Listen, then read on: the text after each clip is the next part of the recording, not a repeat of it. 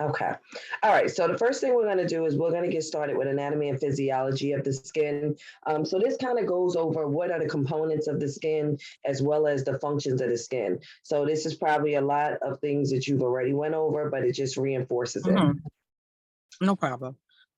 So the first slide, the skin. The skin is the largest and heaviest organ of the body. It's part of what we call the integumentary system. And the integumentary system is the largest system in our body because it covers everything.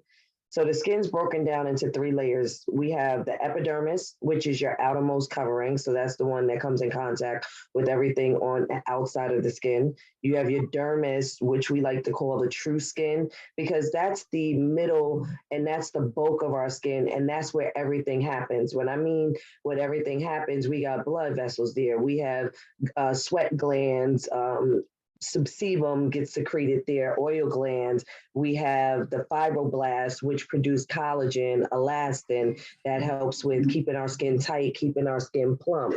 We have our nerve endings there. So when you get a deep cut down to the dermis, then that's where you start feeling pain. Sometimes you might get a superficial cut on the epidermis, which is the outer covering, and that really that doesn't hurt as much because you're not really where the nerve endings are. That usually repairs itself.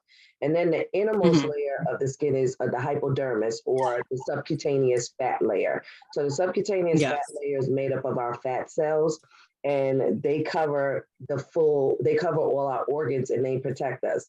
So because we're gonna have an echo back and forth, you can mute yourself. I know that you're still here because I can see you. Okay, you can echo it. Yeah. I mean, I'm Yeah. sorry. You can mute No, it. that's Oh, okay. mute myself? Yeah, just mute yourself. And then if you have a question, come No off mute. problem. But we get an echo back, so Okay, it's gonna be delayed to you. no problem. I'll do that. All right, so the hypodermis is a subcutaneous layer, which is our fat layer.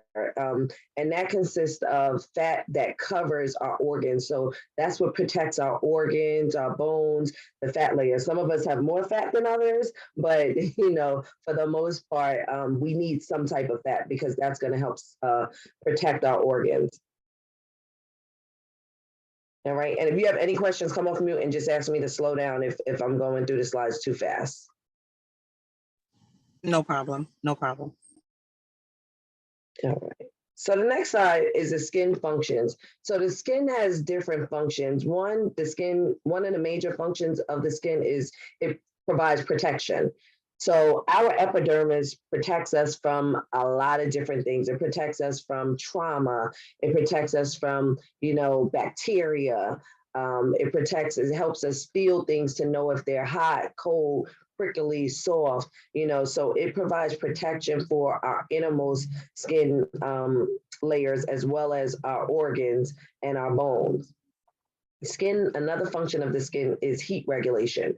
So our skin, if we get too cold, we have something called erectile pili, which are little finger-like projections in our skin. And what they do is they start moving on little hairs on top of your skin. When we get cold, we start to shiver. They start to move so that they can provide some heat for us. And if we get too hot, then we start to do what? What happens when we get hot? What does our skin do to cool us off? We sweat. Correct.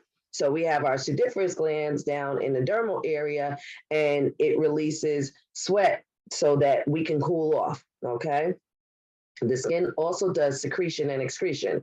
So it can secrete and excrete hormones. It excretes waste from the skin. So part of our sweat is we have waste in there. We have electrolytes. We have water.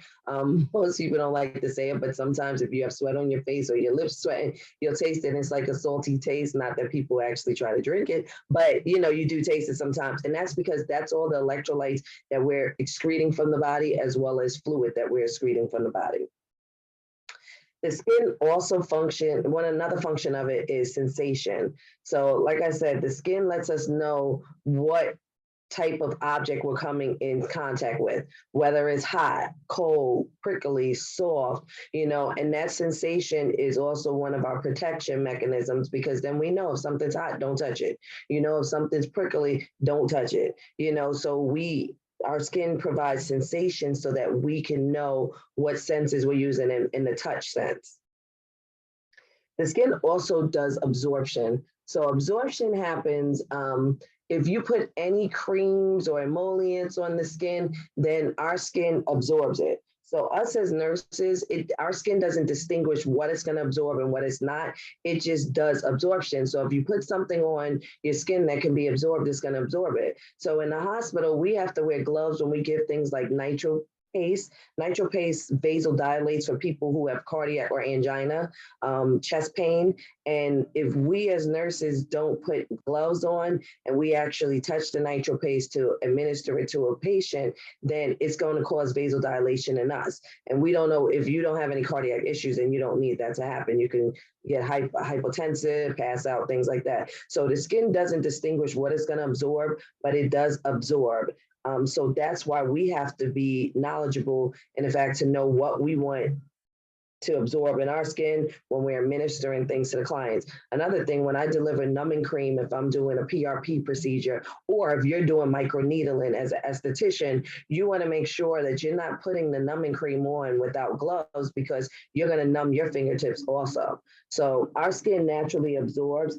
And when you guys use the massage cream, you know that's a specific type of cream that doesn't absorb, because we don't want our skin to absorb that, but you do need that surface so that you can actually glide over the skin when you're massaging. So we need something to use, but we don't want the skin to absorb it. So that's why we have certain massage creams that, you know, don't get absorbed because their molecules are so big that the skin, it doesn't really penetrate through the skin, versus the serums that we want people to absorb, like hyaluronic acid, or, you know, any type of serum, vitamin C serum. They're smaller molecules. So when we put them on the skin, then we know the skin's going to absorb it. Okay. Any questions so far? None so far. Okay. So one thing, and you'll see it probably on a later slide, the slides they get mixed up sometimes, but the skin also synthesizes vitamin D as in dog. So when we're exposed to sunlight or UV rays, which sunlight is UV, that activates vitamin D. Now, most people, what do they wear when they go out into the sun? As esthetician, Sunblock, SPF. Correct. So we tell people to wear sunblock, SPF, because we don't want, the sunlight can be helpful to us in activating vitamin D, but it can be very detrimental to us in transforming cells and causing skin cancer, or melasma, you know, or sunspots, or freckles, you know, increases the risk of the release of freckles and melanin. So, you know, we put sunblock on, so a lot of times we can't synthesize the vitamin D. So that's why most people are vitamin D deficient, and we have to go elsewhere to get it, whether it's an injection, whether it's we're taking it by mouth. But the skin does synthesize vitamin D when the sun does hit it and we don't have on sunblock. So that's also another function of the skin.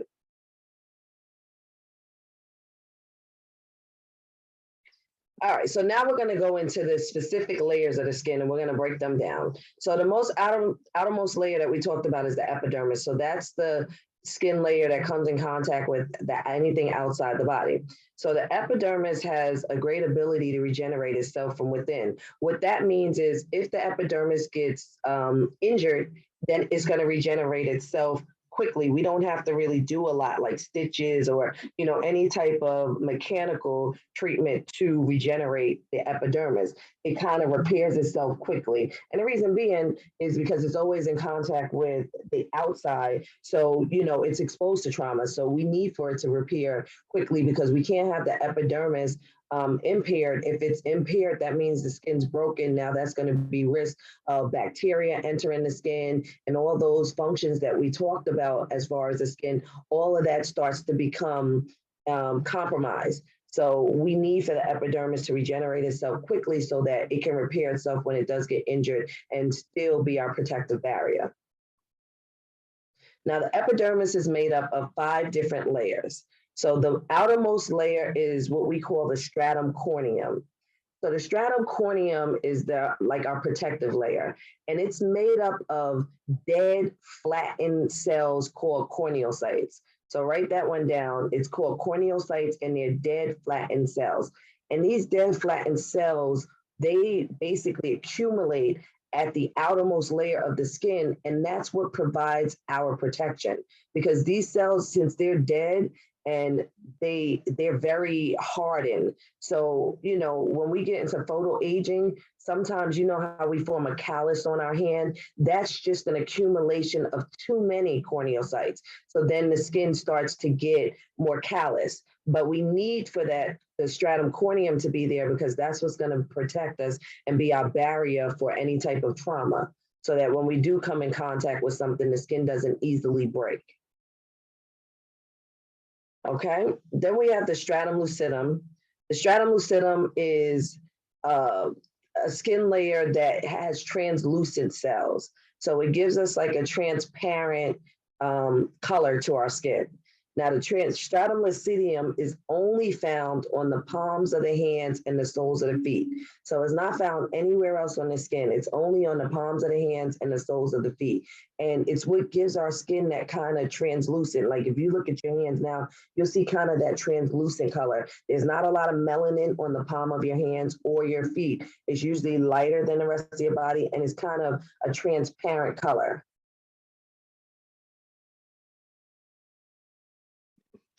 All right, then we have the stratum granulosa. Just give me 1 second. Let me look this up. Oh, okay. So we're going to go through each of these where you can actually write it down. I didn't realize. All right. So then we have the stratum granulosa, which is the third layer down. So now we're moving closer to the dermis. So we're going from outside in. The stratum corneum is the most outer layer of this epidermis. Then you have the stratum lucidum. You have the stratum granulosa. Then we have the stratum spinosum and the stratum germinativum. And we're going to go through all of these in detail.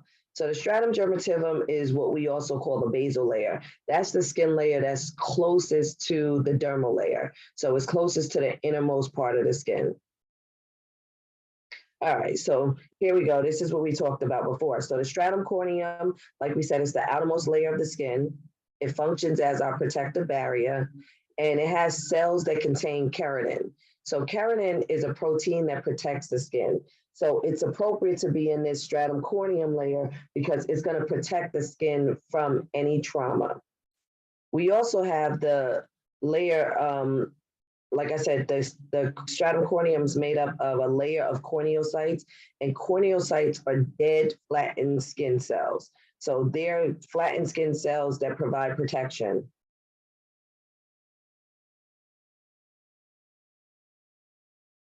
All right, like I told you, the stratum lucidum is only found in the palms of the hands and the soles of the feet, and the color is clear and translucent, and it's also another barrier zone. So it's when you look at, like I said, when you look at the palms of your hands, you'll see it looks a different color than if you turned it over to the back of your hand. So it doesn't have as much melanin and it has kind of a clear translucent color.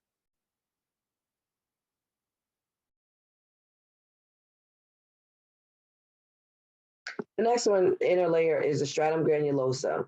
So the stratum granulosa is several layers thick, so it's a thicker layer of the corneum, and the cells are flattened, and the cells kind of reflect the light and give kind of the skin a whiter appearance. Now, this is where keratinization happens.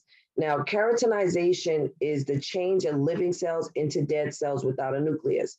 So when our cells first get, let's say, born, or they're first created, they're down in that stratum germinativum. Remember, that's the layer or the dermal layer. So they're closest to the dermal layer. So when we say a cell has a nucleus, that means a cell is living. So a nucleus can be compared to, say, your heart.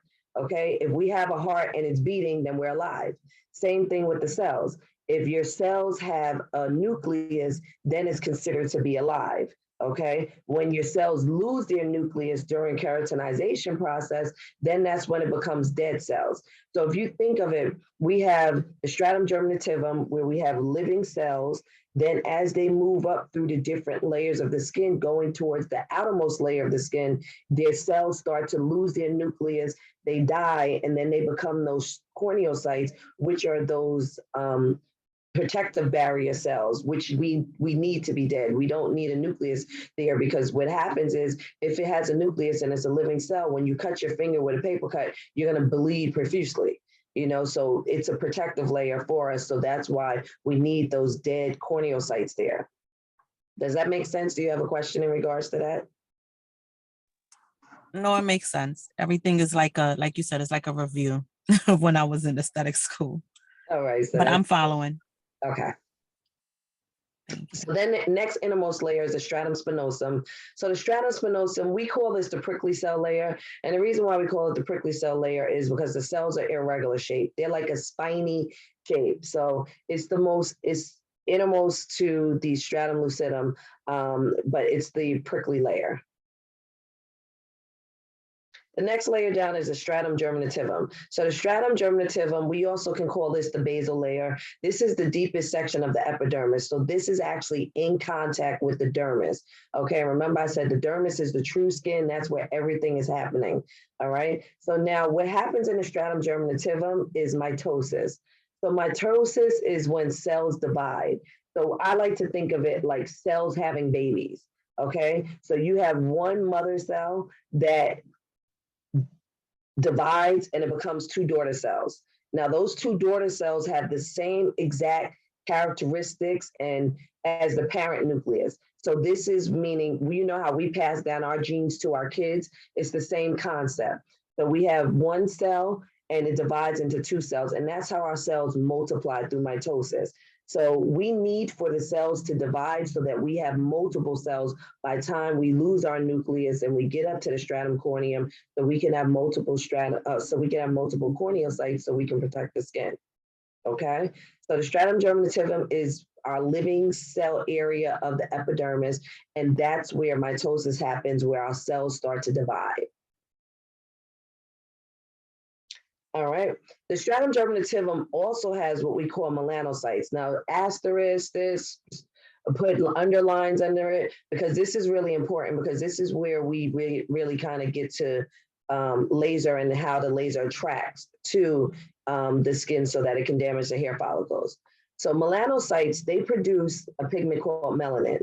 So we all have heard of melanin. Melanin is found in hair follicles, it's found in our skin, and it's responsible for the different skin variation in skin coloration. So, you know, Caucasian people or fair skinned people have the same amount of melanin as we do as being African Americans or darker skinned people.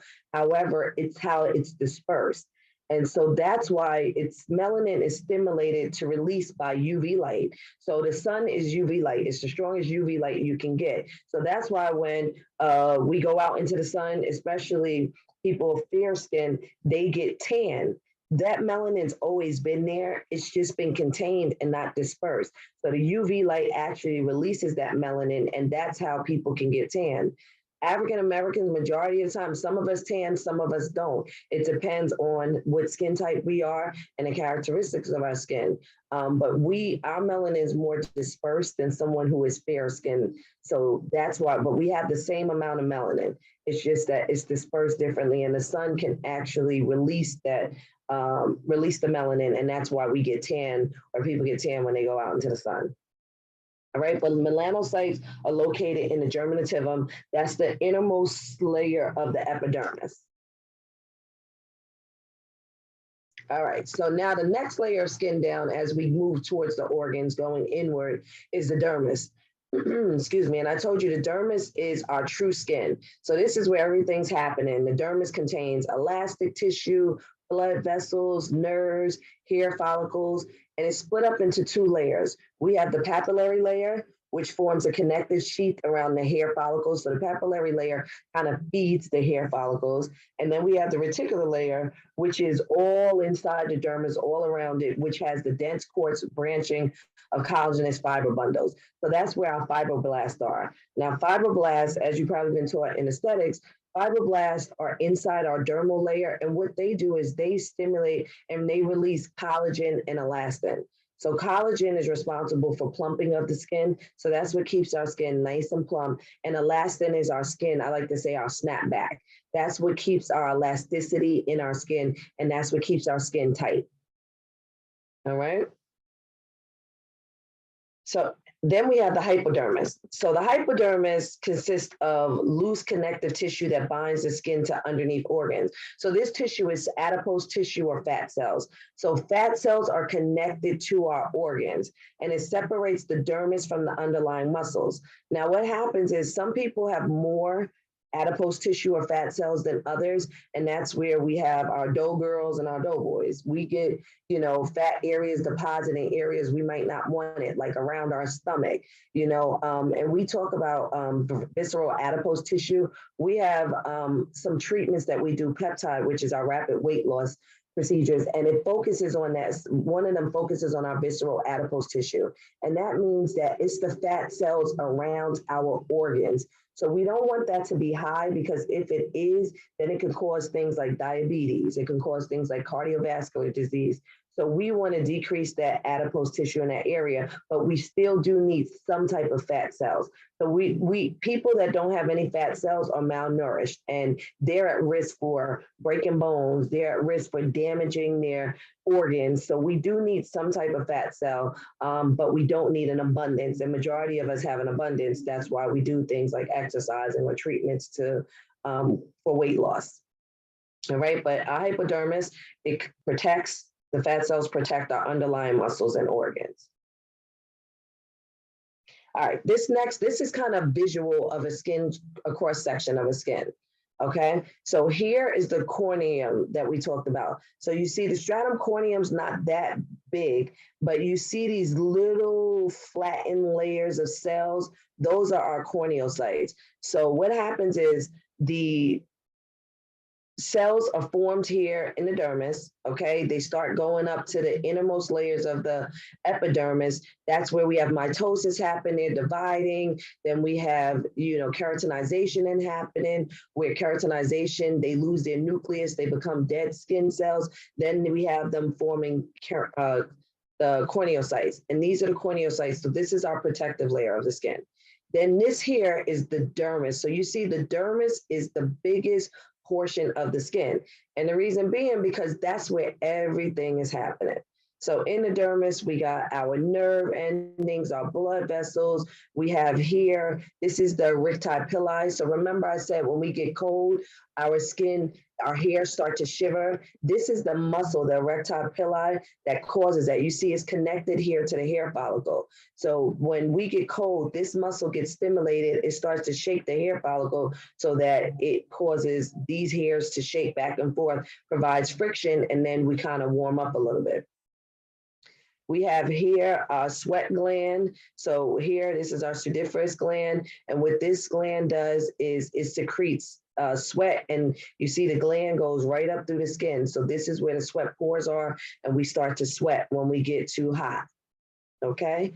Then we have our sebaceous gland here, which you see the sebaceous gland is attached to the hair follicle. So this is how our hair gets sebum or oil, okay? So it starts to, we need it because in order for our hair to grow, we need to have some type of oil for it. So this is attached to it, but sometimes there's overproduction of sebum and then it pours out into the skin. And that's when you guys as estheticians can assess someone's skin and say, they have oily skin because their gland is producing too much sebum and it starts to spill out into the skin.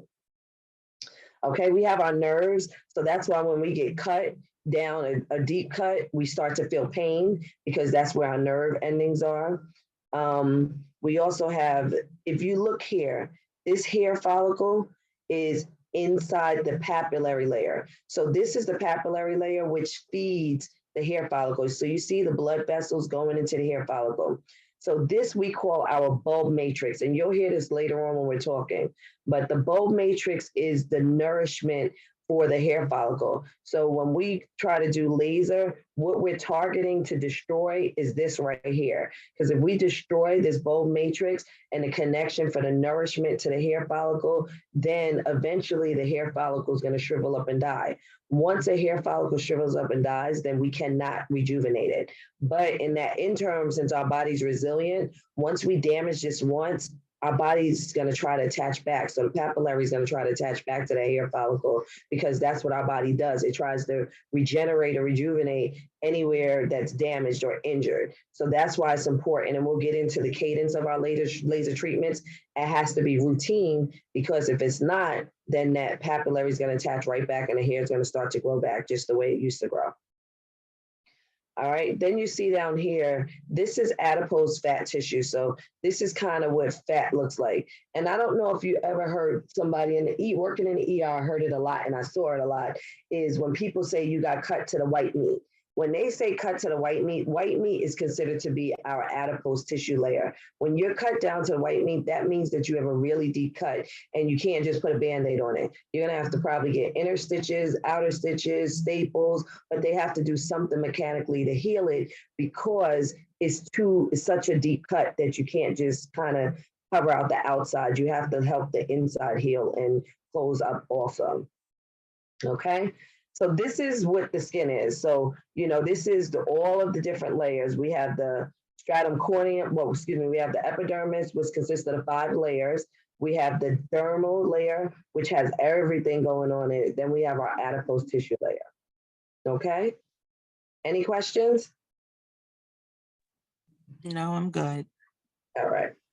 And you're going to have this in your book, and I'm going to also send you some handouts so that you'll have this information. Okay. All right, so we went over the function of the skin. We're not going to go through it. The only thing we left out, like I said, was the synthesis of vitamin D. I got to actually change these slides. All right, so now that we talked about the skin and the components of the skin, anatomy and physiology, and how the skin functions, what we're going to talk about is skin typing. And I know that you heard this in school, the Fitzpatrick phototype or skin types. So it was developed by a doctor named Thomas Fitzpatrick. And what he did was he classified skin types as 1 through 6. Okay. So we kind of give a little guide so it kind of helps for us to remember. So skin types 1 through 6, where skin type 1 is the lightest of the lightest skin. So that's like albino skin or a very fair skin. Definitely usually Caucasian. Excuse me. Then the middle is kind of skin type 4. Now, skin type 4, we say this is like an olive color skin. And I know most people are like, people's skin aren't green, but it has like an olive tint to it. And you'll see it once we go through the skin type in pictures. Then we have skin type 6, which is the darkest of the darkest skin. So this is usually of African descent, and this skin type is very, very dark, similar to like Lupita. That's kind of what the skin type is. It's very, very dark.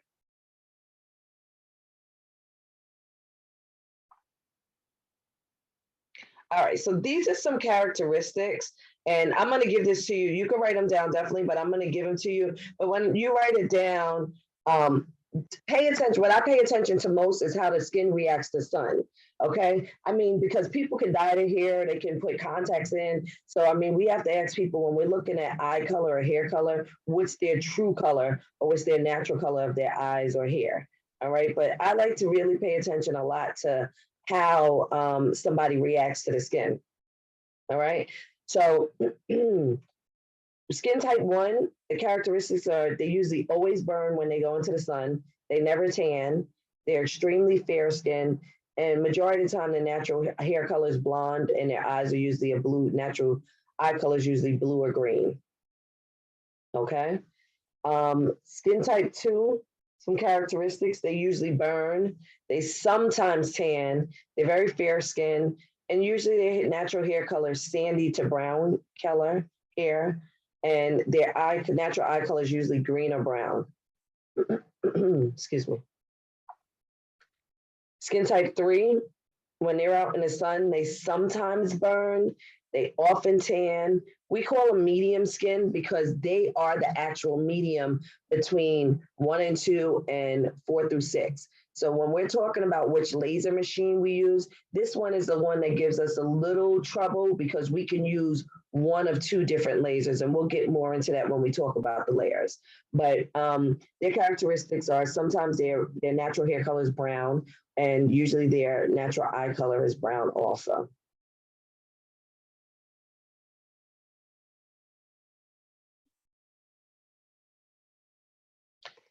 All right, so skin type 4, usually when they're exposed to the sun, they really burn, but they always tan.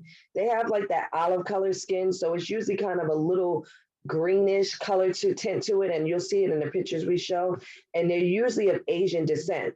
So I don't care if we go through this and somebody tells me their ethnicity and they say they're Asian, I'm going to probably peg them to be a darker skin tone, probably a 4, because what happens is Asians have like dark undertone.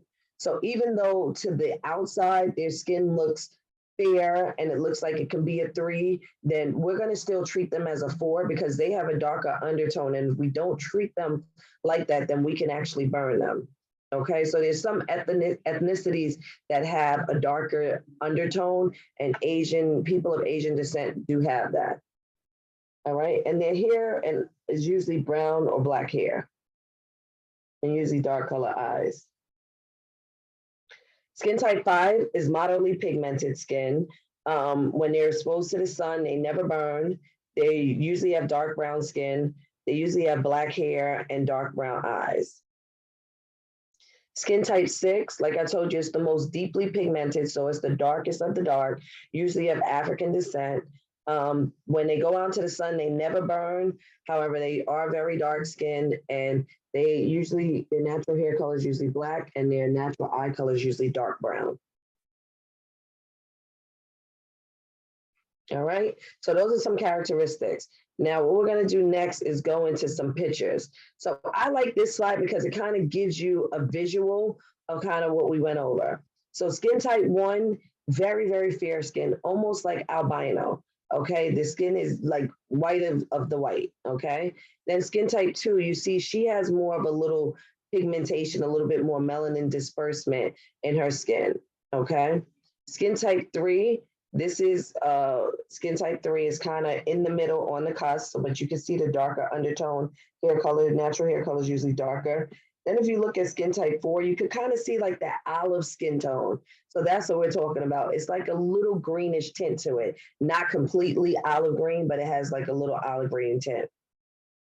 Then we use this scale too. So 1, they say is ivory. So you see the lighter skin tone here, even though the hair is darker, and they might have dyed their hair, but you see the lighter skin tone as compared to 2. People with skin type 2 have more of a beige color. So it's darker disbursement of melanin than skin type 1. Skin type 3 is kind of right in that cusp. It separates 1 and 2 from 4 to 6. Okay. So we're still probably talking about any other ethnicity other than African American, okay? Then skin type 4, you see we have kind of that olive color. That's where the change of the color happens. You can see a clear difference of this darker undertone than you see here with 1 and 2, and actually 3. Sometimes we say skin type 4 can be darker Italians, people of Asian descent. We will put them here in this category. Then skin type 5. So people always remember, all right, so Beyonce, if you look at her, you might be like, she's skin type 4. But we remember, nope, she's actually skin type 5. So people usually remember fair skin African Americans are skin type 4, usually, okay?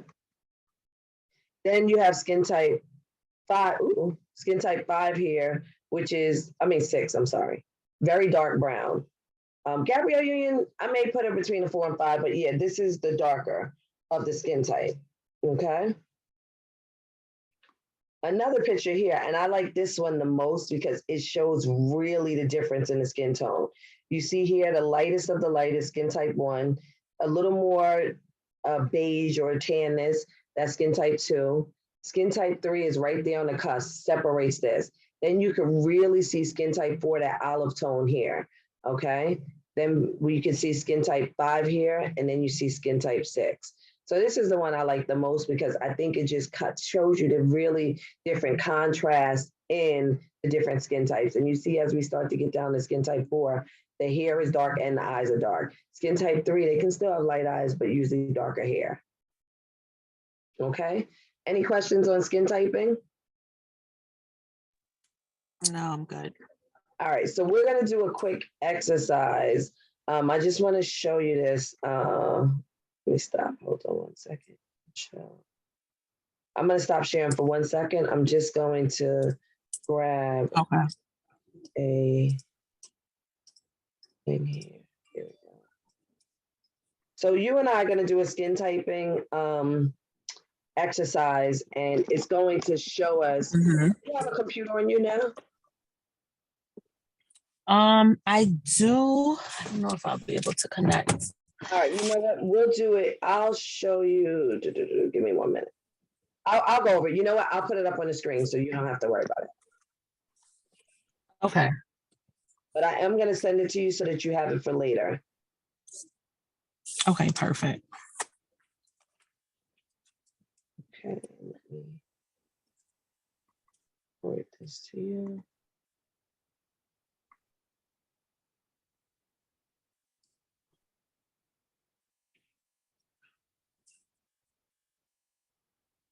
Just give me 1 second. No problem. Take your time. So we covered skin typing. We covered the skin. Mhm. So now we're just going to do a skin typing exercise. Then we're going to talk about photo aging also. Okay. 1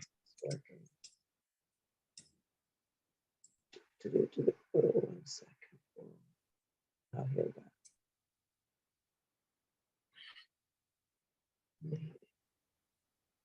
Keep that.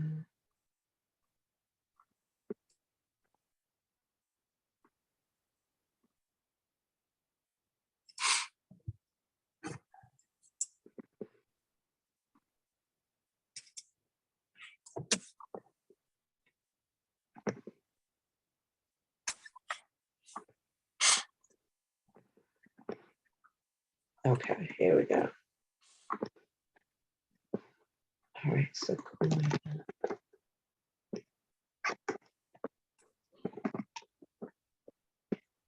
What does your email start with, Sequoia? It's KKOYA I got it. Okay. 0390. Yeah. Yeah, I got it now. I just had to pull it up. All right. So I just sent Okay, you the perfect. handouts. All right. Let me share my screen again. Here we go. Okay. Screen. Okay. So these are the handouts that I sent you. You know, it goes over, we'll get more into Okay. client information, medical history. Oh boy, this is the only thing I sent. Hold on, gotta go back. Give me 1 second. I thought it had everything on it. So that one that I just sent you, is going to be the client the client, what we do for the clients as far as the assessment. So there's a variety of different ones that we use. And that's just one of them. So it kind of gives you an example of how we assess clients when they come in, similar to how you guys assess when you're doing facials. Okay. I see it. I'm just trying to see. I don't know why. Okay, here we go. This one is okay. All right, I'm going to forward you another copy. Forward. Okay.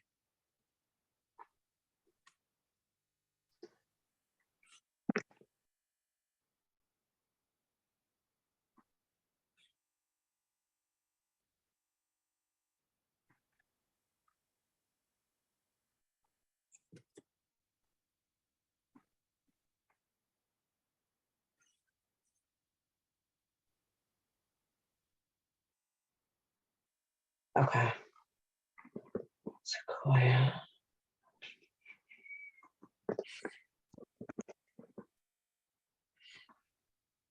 All right, so this is the one I want to share now. Share. Okay. Okay, so this is what, can you see the screen? Yeah, so this is the same thing that you sent me, right? Yeah, I sent this to you. So this is one of the assessments that we use to assess people's skin type. I mean, you get to the point where I can kind of ask a couple of questions and I get to it. But when you're first starting out, you wanna have something that you can refer back to. And so this is good to start using. But like I said, I pay most attention to how they respond to the sun. Okay, so what we're gonna do is we're gonna go through this Okay. exercise. So if you could look up here at the top, it says 0 through 4. That's what those numbers are, 0, 1, 2, 3, 4. So simply what you would do is you would ask me these questions, and based upon these questions, I'll do you first so that, you can see how it's done. But I'll do you first, and then just have a piece of scrap paper and write down the numbers. So I would introduce myself, hi, Sequoia, my name is Regina. I'm a nurse practitioner. We're going to do an assessment so I can just get your skin type. So what is your eye color, your natural eye color? Dark brown. Okay. So and you wouldn't see this, but you would tell me, and I have this in my hand. So I'm going to document a 3. Okay. Yeah. Dark brown is 3. So what is the natural color of your hair? Dark brown. Okay. What is the color of your skin on unexposed areas to the sun? Light brown. Okay.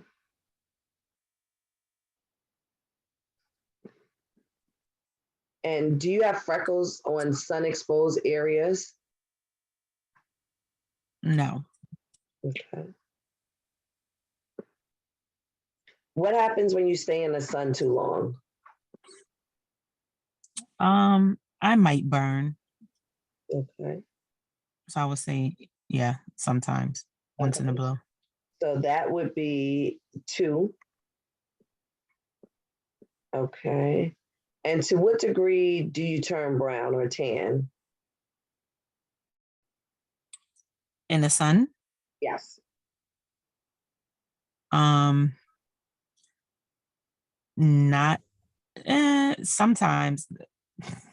Like I would have to be in the sun for a long So if time. you go to Jamaica, do you tan if you stay out in the sun and you're in that heat and that sun? Well, yeah, absolutely. In that kind of heat, yeah. Yeah. Okay. Okay. Do you turn brown several hours after sun exposure or immediately or never?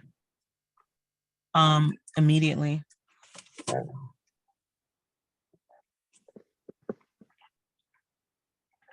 And how does your face respond to the sun? Is it sensitive? Does it if I'm in the sun? get like petechiae? Oh, it doesn't really burn. Okay. And when did you last expose? So this one I'm going to answer for you. So this is if we were doing a specific area laser, this is a question you want to ask, but it's when did you last expose yourself to the sun, tanning bed or self-tanning creams? We're going to say more than 3 months ago. Okay, we're just going to put that one there. Okay. Because we don't want to do laser on someone if they've been exposed. And how often is the area being treated, exposed to the sun? We're going to put hardly ever, okay? Just because we're not going to do laser if that person has been exposed to the sun. So once you go through all of that, I wrote the numbers, then you're going to tally up your numbers. So let me just tally it up. We have here.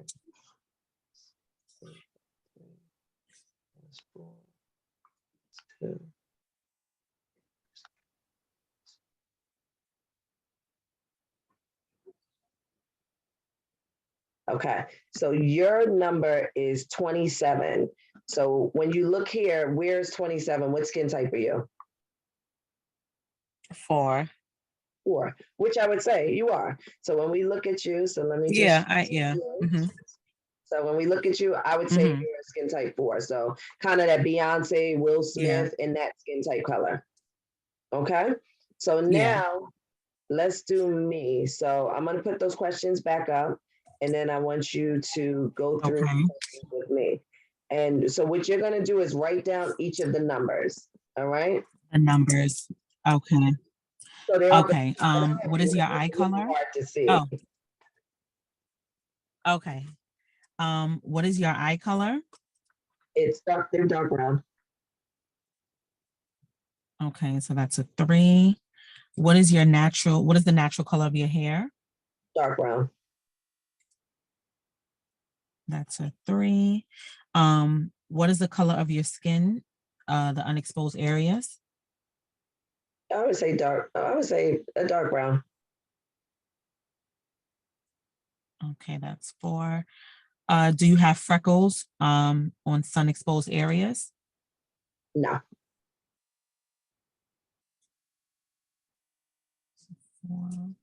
What happens when you stay in the sun too long?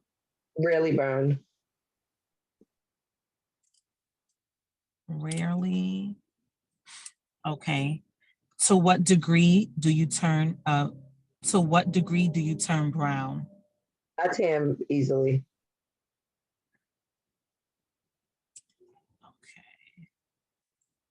Okay. Do you turn brown several hours after sun exposure? Yeah, usually always. Okay, that's a I'll give you the 4. numbers for these because it's going to be hard for you. Um, oh, okay. How does your face respond to the sun? I never had a problem, so that's going to be 4. Okay. And when you say never had a problem, that just means you don't like burn. Your face doesn't burn. Is Well, it's that what not it really. means? No, it's like, well, it can be burning or it can be like some people get sunspots or some people get redness, like Oh, okay. TPA, like the little red bumps and stuff. Okay. Some people break out from the sun. Okay. Like my little Got sister's you. So actually just allergic to the overall, sun. no problems. Yeah, so she's actually allergic to the sun. Okay. I can stay out in the sun, and I mean, I will tan, but I don't have problems like, No problems. Okay. yeah, Makes sense. I get what you're saying. Okay. When did you last expose yourself to the sun, tanning bed, or self-tanning creams? more than 3 months ago, which is going to be a 0. Okay. How often is the area being treated exposed to the sun? Hardly ever, so that's going to be a 1. Okay. All righty. So I'm going to add the numbers up.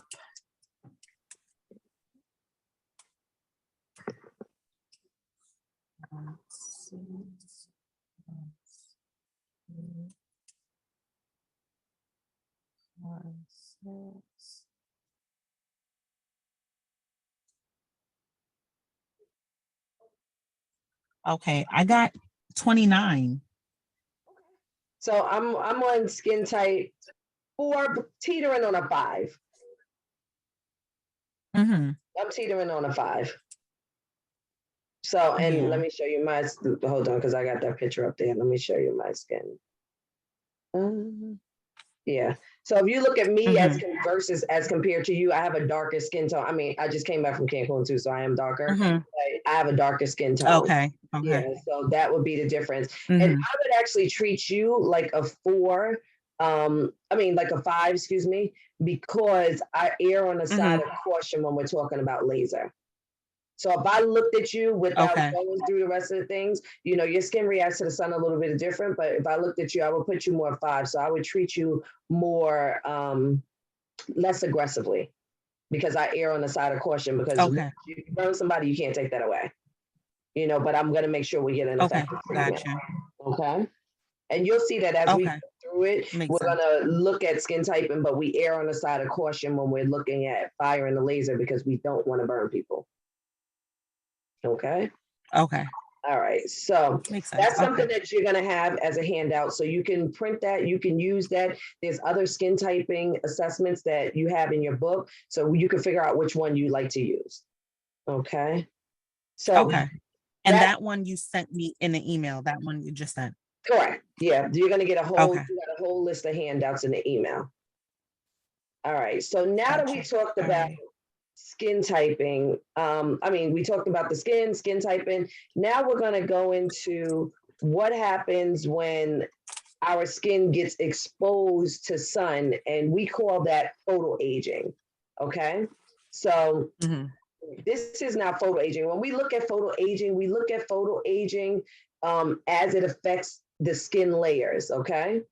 So when we're looking at photoaging, so photoaging is truly you're exposed to the sun, you expose your skin to the sun. And I don't know if you've ever seen any, and we'll go through it after we go through the symptoms, but any woman that there's sun worshipers, we call them. It's usually, you see it the most in Caucasian people. where they worship the sun and they stay out in the sun. They love to be tan, but their skin is so damaged. I mean, I've seen this. I don't know. Have you ever seen something about Mary? No, I'm horrible with All right, I'm movies. gonna show you a picture. I'm Of her. We can horrible. go through this, then I'm gonna show you a picture of her. But all right, so photo aging, what it Okay. does to the epidermis. So photo aging is simply our skin is aging because it's exposed to the photo light, which the sun is UV light. The sun is photo. It ages our skin. So what it does to the epidermis is UV exposure can cause the epidermis, it can cause keratinocyte maturation. So what that means is, remember, keratinization is when living cells turn into dead cells. So if it causes the maturation and abnormal retention of the cells, what happens? We're not shedding our cells the way that we need to shed. So we start to get thickened cells on the outside. So our skin starts to become almost calloused.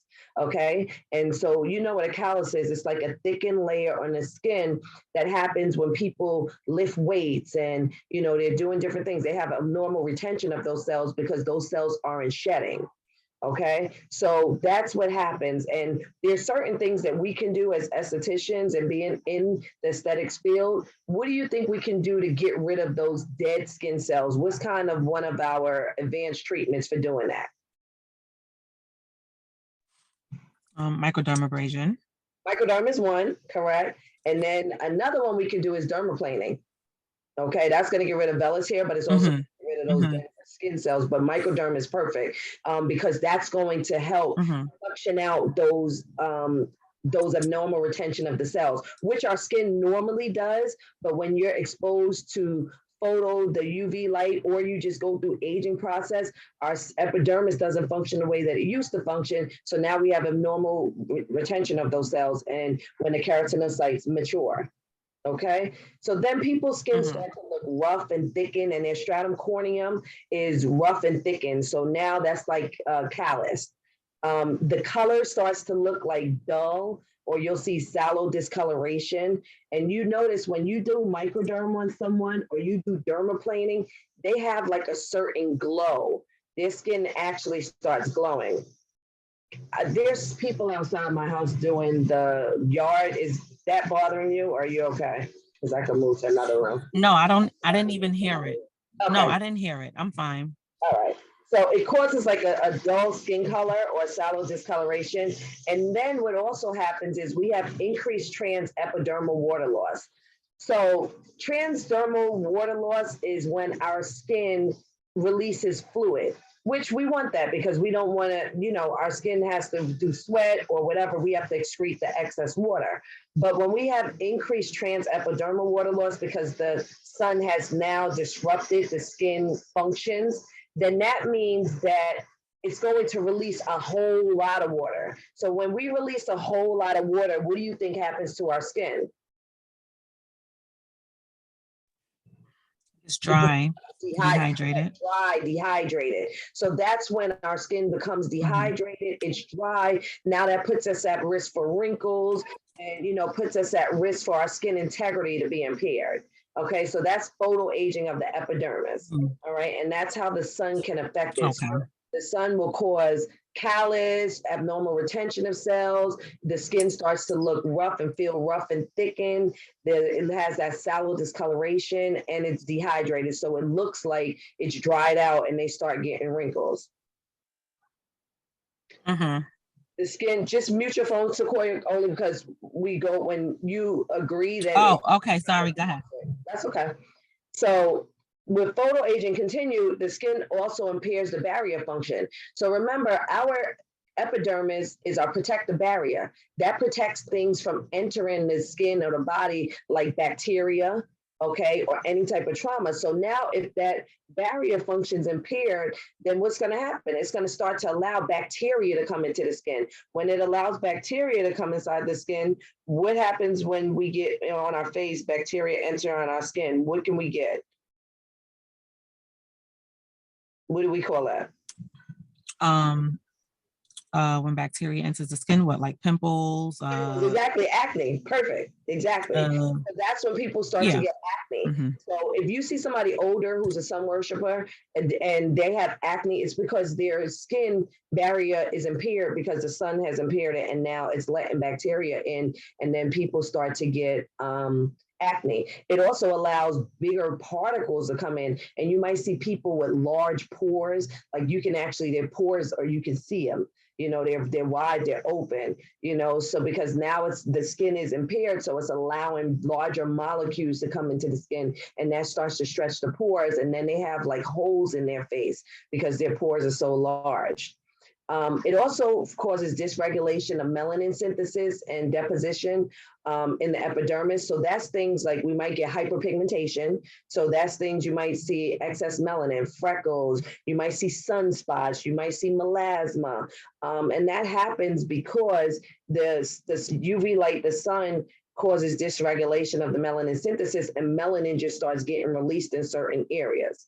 So I'm prone to moles. Okay, and people that are prone to freckles, that when you get expose your face or your body to the sun, it actually activates them more. So it doesn't cause them to happen. That's something that sometimes is hereditary, but my mother has moles all over her face.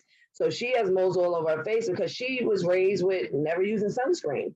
So actually, when you use sunscreen, it slows down the activation of moles or freckles or any type of discoloration on your face. So I tell people all the time, if you know they have moles and they're like, I want to get rid of them, my follow-up for them is make sure you use sunscreen.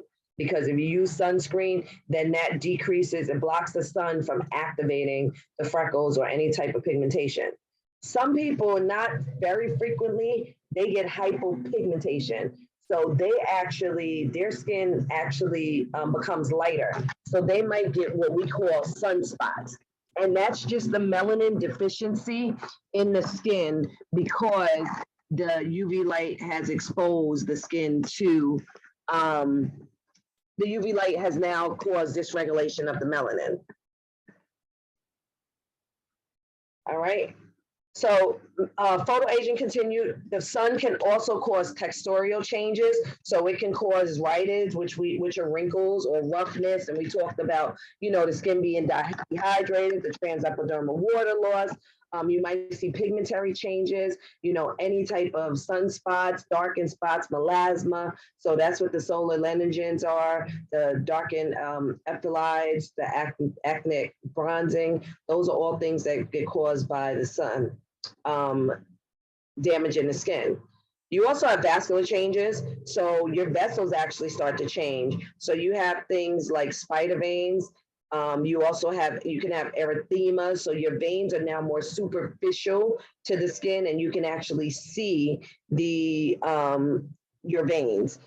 You also see sagging or laxity decreased as well as fragility. So now your skin is more fragile. It doesn't have as much elastin because the sun can also dysregulate the production of fibroblasts. And remember, we said the fibroblasts produce collagen and elastin.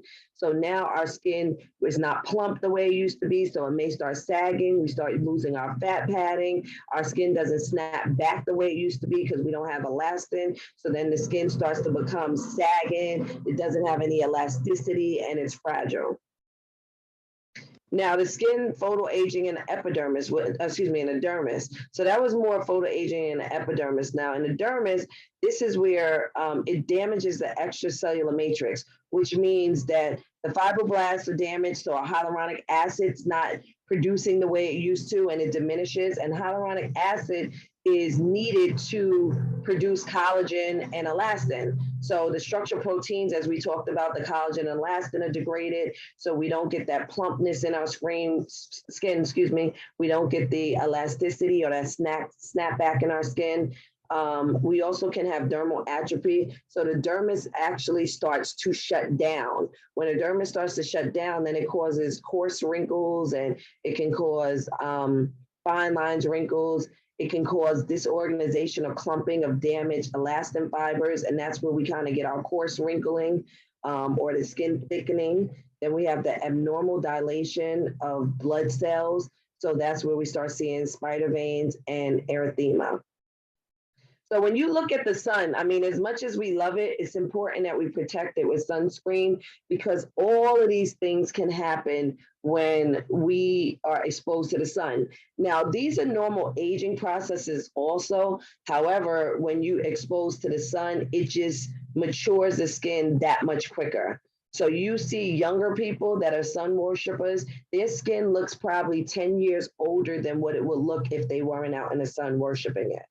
And that's what us melanin kind of protects our skin from the sun also, although we do need sunscreen as African Americans. But that's why sometimes you see we don't age as quickly as people who have fairer skin. All right, any questions? Nope. Okay. All right. So that's all skin. So we're going to plummet right into hair biology. So we're moving good. So by 11, we should be finished with hair biology also. All right. Let me pull up the next lecture.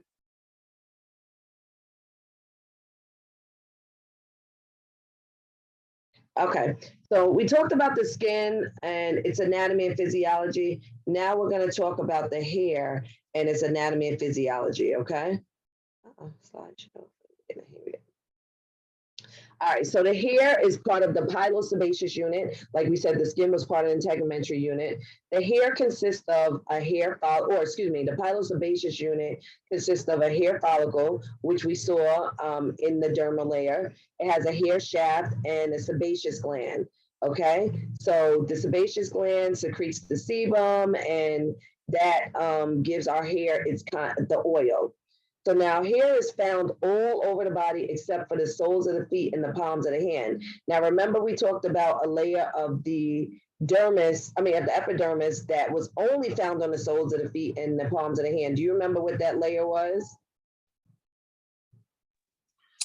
Yeah, it was the third layer, the granulosa. It was the third layer. Stratum lucidum. Remember, that's the one that has that transparent color. Lucidum. And it's only found on. So yeah, Yes. so here's the exact opposite. It's found all over the body except for the soles of the feet and the palms of the hand. Okay. Now, hair is denser in your head and your limbs. Okay. So our head and limbs has the more dense hair. Now, when we say dense hair, that's hair with more melanin. That's hair that usually is more coarse. Okay. Then the hair on the groin area and the axillae, they become denser as people get into puberty. So once you enter puberty, then your hair becomes more dense in your groin and axillae. Okay. Now hair, when it grows at an angle on the surface and it follows the contours of the body. So you were taught waxing in aesthetics, right? Yes. Okay, so remember when they tell you when you wax, you're going to apply the wax the same way that the hair goes with the contour of the body. So you apply it in the same direction, but when you take it off, then you're going to strip it the other way. That's how we kind of rip the hair out the follicle. Now, same thing with shaving. When men, if they shave against the grain, then it can cause folliculitis, or it can cause inflammation of the follicle. And then they start to get the hair bumps, the bacteria and things like that, or they get ingrown hairs. So the hair always it grows at an angle to the surface and it follows the contour of the body.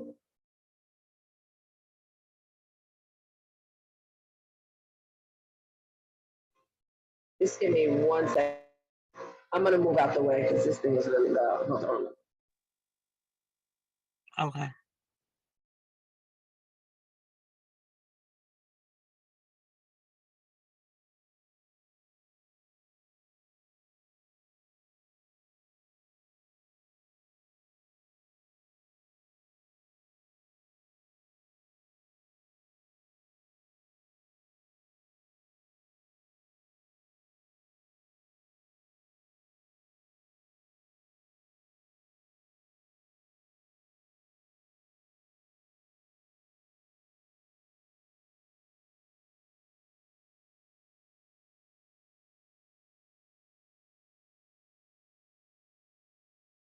Okay. I don't know who. My office is right where they are doing the landscaping. All right. So that's the hair. So the next slide. So the hair consists of a shaft and it consists of a root and a bulb. So the shaft is the visible surface area above the skin. So that's the area of the hair follicle that's exposed outside of the skin. Then you have the root. The root is located below the surface. And then you have the bulb. So remember I showed you kind of that bulb matrix deepest in the dermal area. That consists of the hair matrix and grows from the papilla. So remember the papilla were the blood cells that nourish the hair follicle. And then you had kind of like a bulb, like a little capsule around the hair follicle. And then inside there, you actually had the hair itself.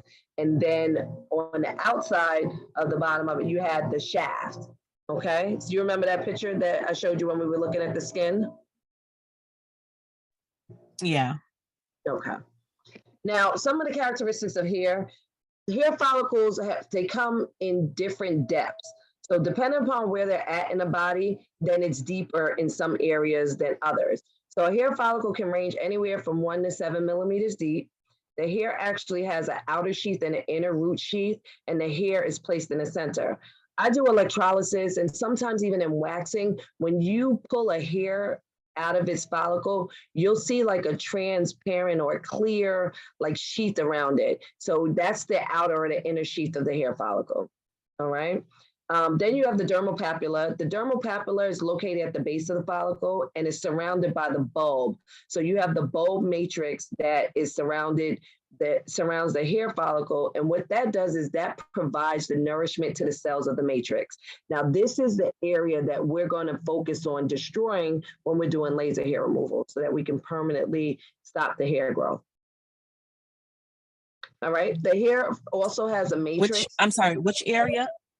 The bulb Which area matrix. is that we focus on? The bulb matrix. Okay. The bulb matrix, because we want to damage the papilla. We want to disconnect the papilla from nourishing the hair bulb. And I'll show you that. I'll go back to that picture so I can show it to you again. All right, then you have the matrix, which is the germination center of the follicle. This is where cells move to the upper part of the bulb and they form the growth of the hair. So this is kind of where the stem cells and the growth of the hair happens, and that's all down there in that bulb matrix. Then you have the bulge, it contains stem cells. So that helps the hair regenerate itself. So our hair sheds, but as it sheds, new hair comes. So, that happens because we have like stem cell like capabilities and stem cells in there that are going to turn over that hair and regenerate it after it sheds. All right. Then you have different layers of the hair. So, and if you need time to write this down, just let me know. But you have your cuticle, and the cuticle is the outermost layer. And this is the transparent cells that overlaps, and we call them scales. And this doesn't have pigment. So this is similar to our stratum corneum. Okay, this is the outermost layer of the hair follicle. And this is where we have the dead cells or the scales that don't really have pigment that just kind of protect the hair follicle. You have the cortex, which the cortex forms the bulk of the hair. It's elongated keratinized cells that are fused together, and it contains melanin granules. So this is what our cortex gives our hair its strength and elasticity. All right, then you have the medulla. So the medulla is the innermost layer of the hair, and it's made up of round cells, and fine hair doesn't have medulla. So medulla is similar to your nucleus in your cells, as well as your heart in your body. But when you have a medulla, that's considered to be the strength of the hair. That makes a hair terminal. That makes a hair at its maturation point. Okay, when you don't have a medulla, you have things like vellus hair. So vellus hair is fine hair or peach fuzz that people have on their face. That hair isn't strong, and it's not, so that doesn't have a medulla. So medulla gives the hair its strength. It gives the hair its terminal capabilities, which terminal means like it's solid hair, opposed to being vellus or, peach fuzz, and it just is very fine and soft. Does that make sense? Yes. All right, I'm gonna leave that for a second so you can go ahead and copy down those definitions. Oh, I copied it and Oh, okay. I copied it. You're like a speed writer. All right, hold on. No, I don't copy word from word. I just copy like the stuff that, you know. Yeah, that you need the more important things. Gotcha. Okay. Yeah. Mhm. All right, so I'm gonna go back to the other slide because I want to show you. Let me end the show.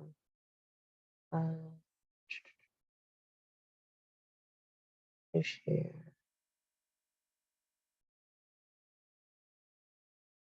Okay. Okay, so this is that follow. This is that excuse me, that slide that I was telling you about. Uh-oh, what happened? Yes, okay. Sorry for the scrolling. Okay, so this is here. This is the bulb matrix. Okay, this is the papilla, the vessels that are feeding the hair follicle, and this here is that whole bulge matrix. This is where the stem cells are. This is where it's getting its nourishment. So when we do laser, we want to attract right here. We want to focus on this area so that we can damage that area, because then we disconnect the hair follicle from its nourishment. And when you do that, eventually, if it's disconnected for too long, the hair follicle is going to shrivel up and die. Once it dies, you cannot rejuvenate it. But if you don't, your body's resilient, so it's going to try to grow back and start nourishing again. So that's why we have to do this about every 3 to 4 weeks, try to damage that. Okay. So this is that bulb matrix we were talking about, and it's in the dermal area. Okay. Share. This one. Okay, so just to I mean, I get it, but just to like further understand, where we focus on not damaging the bulb matrix, but damaging the connection. No, we want to damage the bulb matrix, so we Right? want to damage this Does that whole make sense? thing. Oh, Yeah. we do want to damage it. Okay. Yeah, because Okay. what happens is we Okay. want to kill the hair follicle. I mean, usually in things we don't want to kill, you know, like we don't want to kill. But in this situation, we want to kill this follicle. So in order to kill this follicle, and there's hundreds and thousands of these hair follicles. So our goal is to damage this, because what happens once you damage this, then this actually closes up. This will start to shrink and it'll close up. Once it completely closes up, the hair recedes because the hair is gone. It's not going to rejuvenate. This whole follicle just closes up and there's no more follicle there. So this won't have anything to attach back to because the follicle closed. And that's how we can deem permanent hair reduction, because we're permanently damaging, killing those hair follicles. And once you permanently kill it, then it cannot grow back. Okay. Now, when it's trying to go back, when it does try to grow back, does that cause like ingrown hairs or no? No, it doesn't. This laser is actually the best treatment for ingrown hairs because it can damage. So ingrown hairs happen because the hair follicle grows, somehow it's coarse or it's curly, and it turns this way. Instead of growing straight out here through the hair shaft going through the skin, it starts to tunnel through the skin. Okay, so the hair is growing this way through. When it grows through that way, it's now impairing the barrier for the hair follicle, for the skin, excuse me. Now it allows things like bacteria to enter. So that's when people usually get that pussy bump around it and the hair follicle stuck in there. Then you got to pop the bump to get to the hair follicle and pull it out. So when we damage this hair, it doesn't allow the hair to continue to grow, to tunnel, because now it's not going to grow. The hair that is tunneled right there is going to disintegrate because it has no nourishment, so it can't keep growing. So that's why laser is the best treatment for folliculitis or ingrown hairs, because we damage it underneath the skin and it doesn't allow the hair follicle to continue to grow. Okay. Got it. Hold on 1 second. So okay. No problem.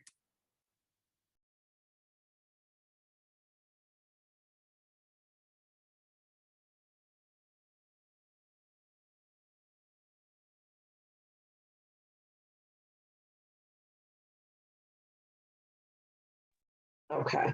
So yeah, so that's why it's the best treatment for treating ingrown hairs, But what happens so to answer your question, what happens as you do laser treatments, the hair follicle starts dying. So this hair isn't strong. So it starts to become like fine hair. So it starts to thin out because it's not as strong as it was. Remember we said terminal hair has its medulla and it's nice and terminal. So it has its strength and it has the cortex, a very healthy cortex. Once you start damaging that and you're not allowing it to get nourished, the hair follicle that used to be terminal starts to get finer. So you start to see with laser, the hair is coarse initially, then it starts to get finer as you do the laser treatments because now you're damaging that nourishment. And since the hair follicle can't be fed and nourished, then it starts to get weakened.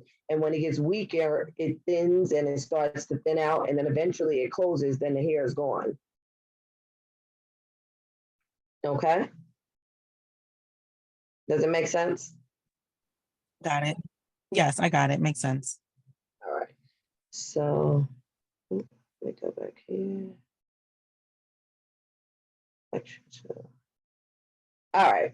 So now that we talked about the hair follicle and its anatomy and physiology, what we're going to talk about is the types of hair. So we have different types of hair. We have lanugo hair, which is hair that we find on babies. So I don't know if you ever seen a baby that my nephew had lanugo hair all over him, and we were teasing my sister like, "Oh my goodness, he's gonna be so hairy," but it actually sheds soon after birth.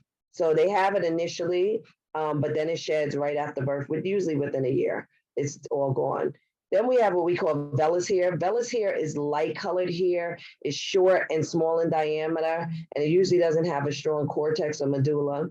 And that's hair like we see on our face, like peach fuzz. So that hair isn't terminal, so it's not the most appropriate hair for laser. But terminal hair, that's long, thick, pigmented hair that has a lot of melanin. So we like terminal hair, and that's what we go for when we're doing laser. So if somebody comes in and they have just vellus hair all over their face, then I'm going to recommend dermaplaning opposed to laser. But if somebody has terminal hair, you can't do dermaplaning because the blades won't cut that. It's not made to do that. They would need to do, and I've had people that come in and have terminal hair as well, coarse hair as well as vellus hair. So we start with laser, and once we do laser and thin out the hair so much that there's really not there anymore, then we'll follow up and do dermaplaning to kind of get rid of that vellus hair.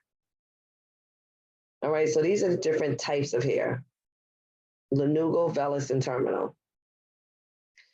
Now we have different phases of hair growth, and I'm pretty sure you heard about this in school, but the hair goes through different phases. We have an anagen phase. So the anagen phase is the active stage of hair growth. So that's the active stage when hair is growing. All right, so that's when the hair actually contains the abundance of melanin. So this phase is the most optimal phase to do laser because the laser attracts the melanin. So this is where we would get the biggest bang for our buck when we're looking at doing laser hair removal.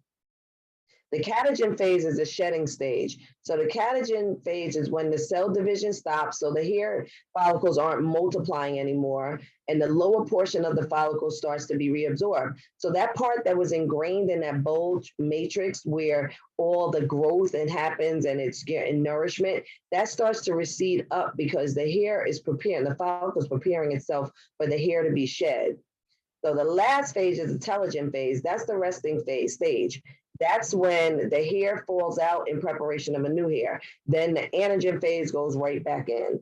Okay, so that's where this is the different phases. Now, our hair follicles don't all go through the same phase at the same time, because if so, we would have a whole lot of nice hair all over our body, and then we would be bald when we went through the telogen phase. Each hair follicle goes through these phases at a different time. So that's why, and it happens at a different cadence. So sometimes people, like your hair on your head sheds less frequently than hair on your face. Okay, that might shed even more frequently. All right, so you have to, there are different phases. Now, I do want to back up really quick because I want to show you something on your handouts. Share.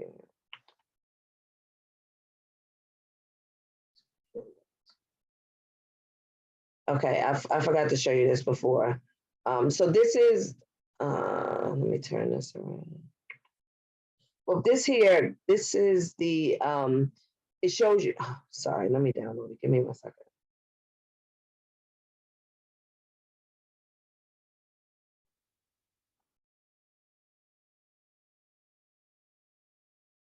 You can see the screen still, right? Sequoia? Yeah, I can see it. Okay. So this here is Yeah, I young can see it. skin. So when you're looking at the young skin, you see all the elastin fibers and the collagenous fibers, they're all intact, they're all connected.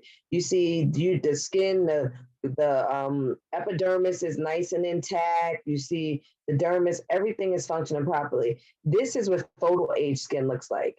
Okay, you see where the collagenous fibers are now broken. So, you know, we have dermal atrophy. You have also subcutaneous atrophy where we had nice fat padding here, and now the fat padding has receded. And when that happens, that's when our skin starts to sag. You'll see the epidermis has now started to thin, okay? You see the stratum corneum has started to thicken, so that's where we get that callus skin. You see we now have wrinkles, we now have spider veins, we now have spots, all right? So this is photo age skin. So remember, we talked about photo age skin being that the sun is damaging the skin and now the functions are impaired in the skin. So that's a nice picture, visual of kind of what we talked about. Now, remember we talked about hair follicles and depth. So each hair follicle has a different depth. When you're talking about upper lip, the hair follicles are more superficial. Okay. When you're talking about the cheeks, it's more ingrained and not as superficial. But when you look at pubic hair is deeply ingrained into the skin. So this is the deepest hair follicle, and this is the more coarse follicle. Okay. And then you see underarms or axillary comes right after that, then legs. All right. So you have to treat these different hairs differently when you're doing laser. Because some of them are deeply rooted, like the pubic hair. So we have to be able to really get into there to damage that follicle. Okay. So some areas are easier to laser than others. Like some areas would like respond faster, meaning like Correct. less sessions. Yeah, less sessions Okay. or your settings aren't as aggressive. Okay. You don't need as aggressive settings. Okay. So that's the hair follicle. Now I do want to show you one other thing. Give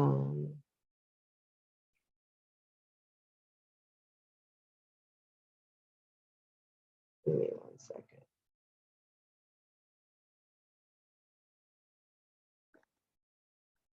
Google.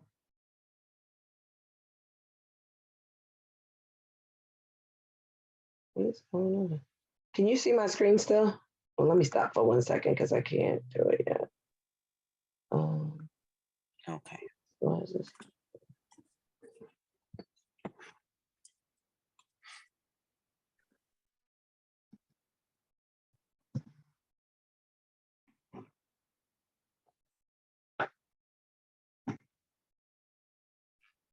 Hold on. Let me see.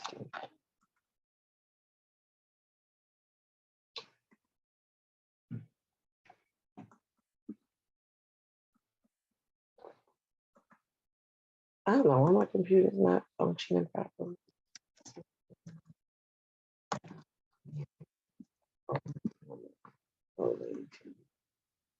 Okay, so let me show you this.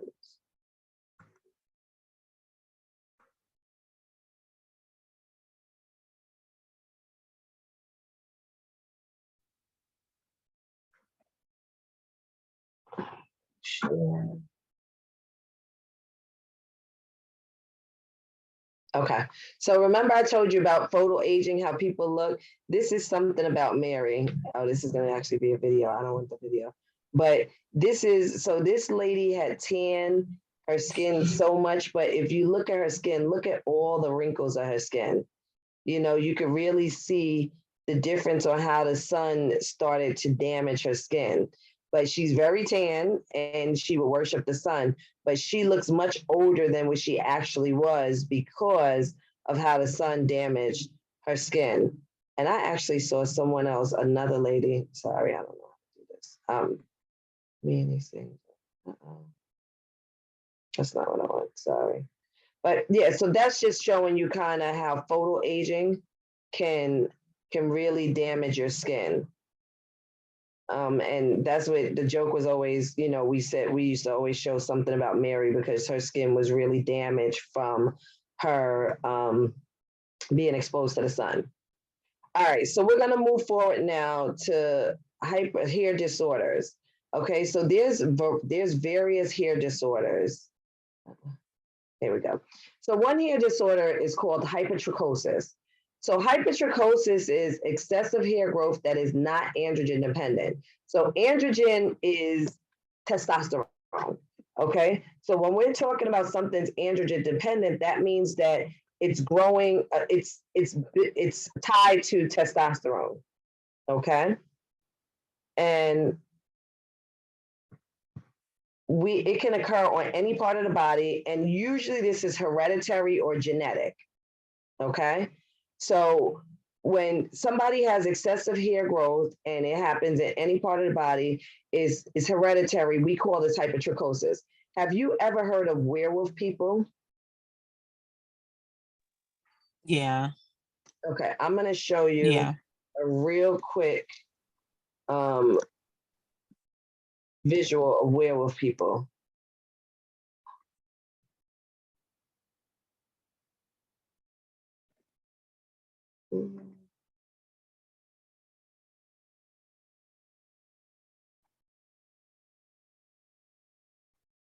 All right, so werewolf people are, it's very common. We all,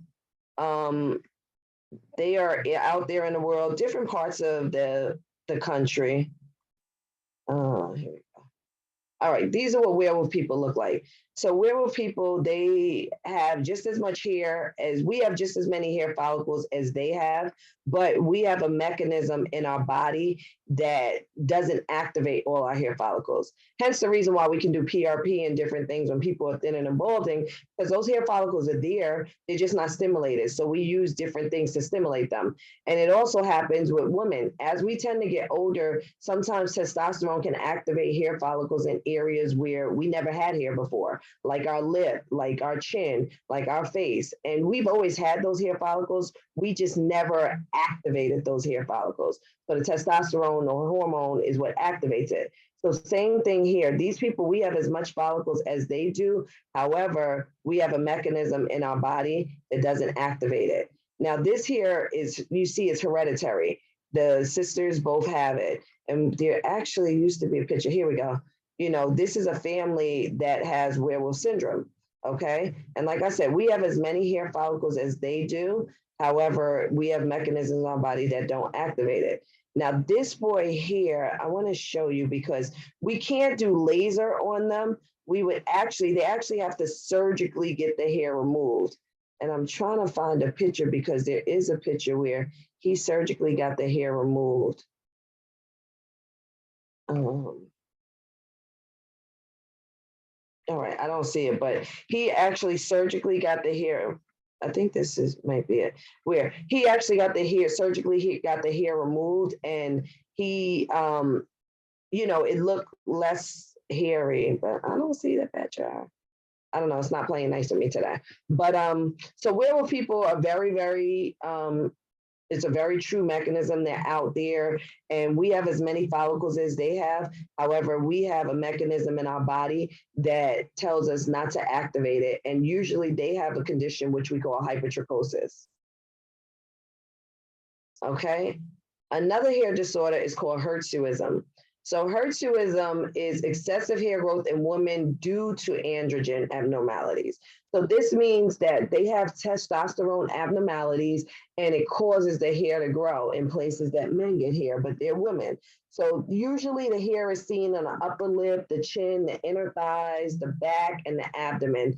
And we also see it on our chest. So these are women usually who have a condition called PCOS. I don't know if you ever heard of PCOS, but PCOS is polycystic ovarian syndrome. And polycystic ovarian syndrome is it affects your endocrine system. So most people are misdiagnosed because they look at their GYN doesn't diagnose it. So usually they have to be sent to an endocrinologist to diagnose it, but now it's starting to become more and more common. But people who have PCOS or polycystic ovarian syndrome, they get hair in places where men get hair. They also, it's hard for them to get pregnant. It's hard for them to lose weight. And I've actually diagnosed people because they come to us to get rid of hair. So these are one of our customers. So they come to us to get hair removal. And then I'm looking and I'm seeing that, in their assessment or their consultation, that it's hard for them to lose weight. And I ask them, do they have kids? They don't have kids because it's hard for them to conceive. And then, there's one girl I asked, I said, have you ever been checked for a condition called PCOS? And she was like, no. So she went and actually got checked for it. She actually did get diagnosed with it because when she came back to see me, she was like, thank you for telling me that because I do have PCOS. And, I know some people who have children that have PCOS and they catch it earlier because it's the kids that really can't lose the weight. They have hair in places that, girls shouldn't have, that girls usually don't have hair, and their parents get them tested. And then they can go on some diabetic medication, metformin, and that kind of helps relieve the symptoms. So if you catch it early, then they may not have problems having kids when they get older because they're actually treating the condition when they're younger. But they have hirsutism. So hirsutism is androgen dependent. It's because the testosterone abnormalities cause excessive hair growth, opposed to what we did just talk about, which is hypertrichosis. Hypertrichosis is a hereditary hair disorder that produces excessive hair, and it's not testosterone dependent. You get it from your parents. It's usually hereditary and it's genetic. Okay, any questions?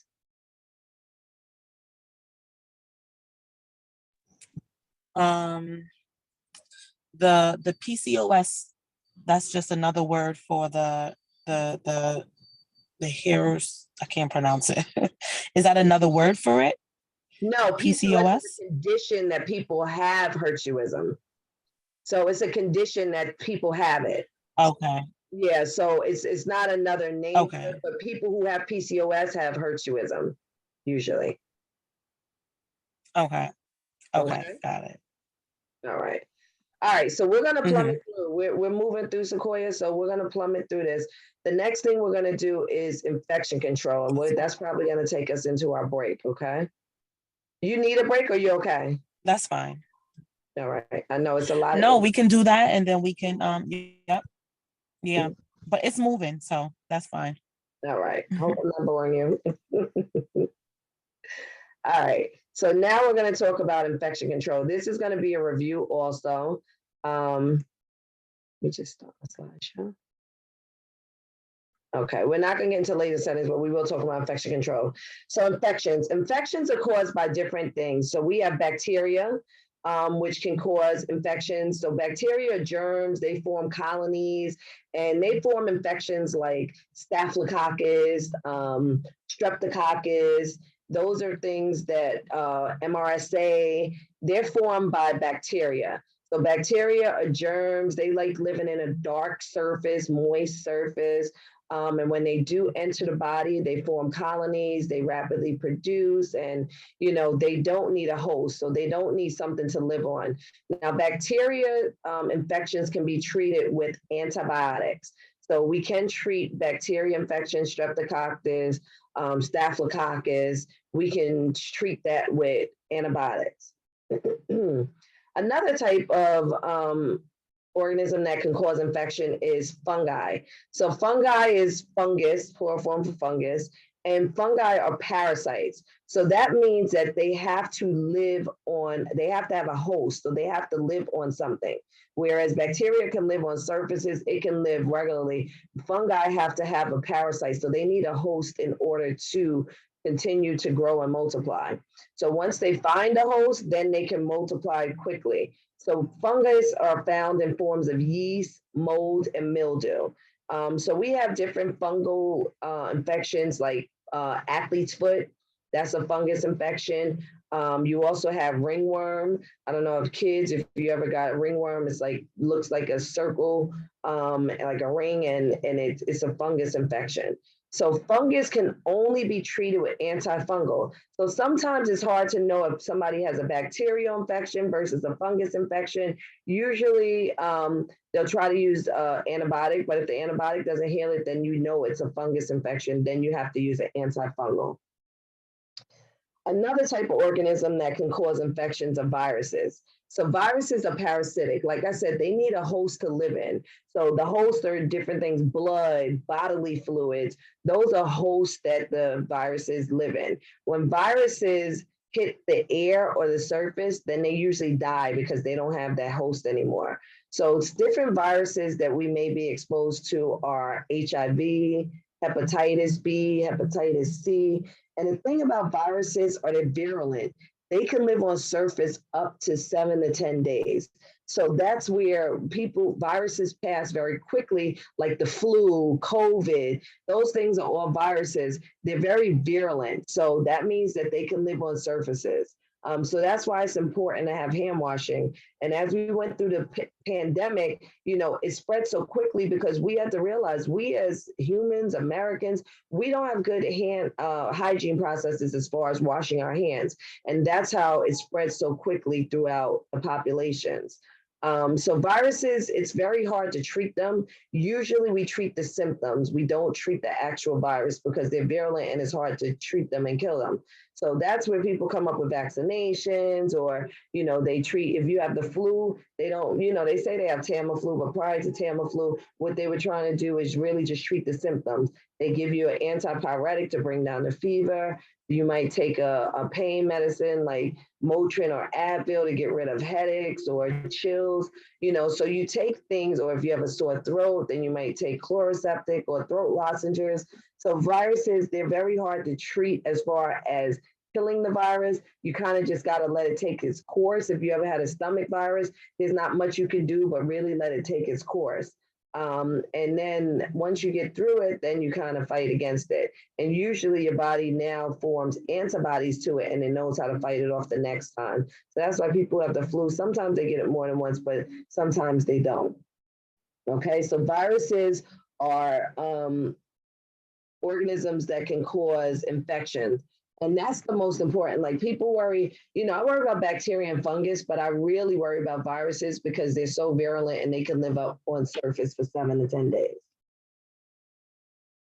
Now, infection prevention. So we talked about what can cause infection, but now how do we prevent infection in the areas that we're using?